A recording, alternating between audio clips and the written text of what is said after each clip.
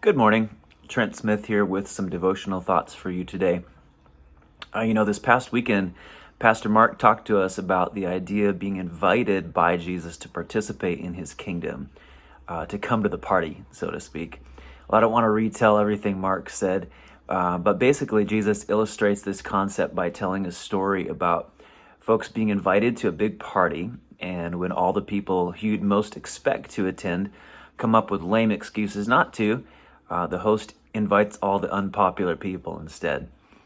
The point, of course, being that we can either choose to be so full of ourselves that we don't have time for God's invitation, or we can come to Him realizing how truly needy we are, and jump at this awesome opportunity to share in the feast of grace and forgiveness. The Gospels are full of examples of how the way we see ourselves, either blinded by our pride or in the full light of honest humility, will make a huge difference in how we receive God's grace.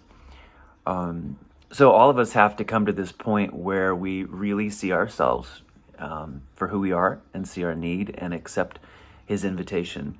That represents a major shift moment in our lives, right? It's like we call it conversion or salvation. And then, of course, we profess this publicly through baptism.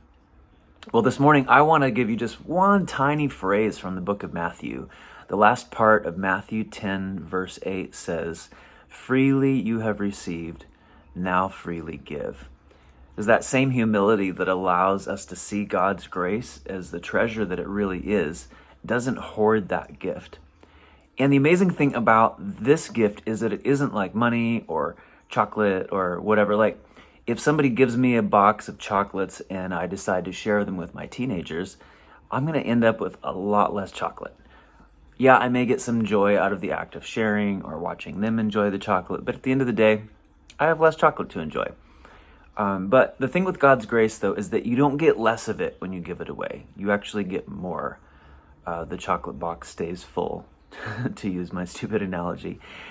So I want to encourage all of us, in the light of this treasure that we've received, to be people who are wanting to see God's kingdom here on earth, who are giving this grace away. In fact, even just the last couple of weeks, I've been so inspired by a couple of friends. One is a medical doctor, one is a coach and teacher, who are using their context to share this gift with other people. And I know that so many of you are doing that too, in your professions, in the ways that you're out and about. So let's be people who share this gift with others today. Amen.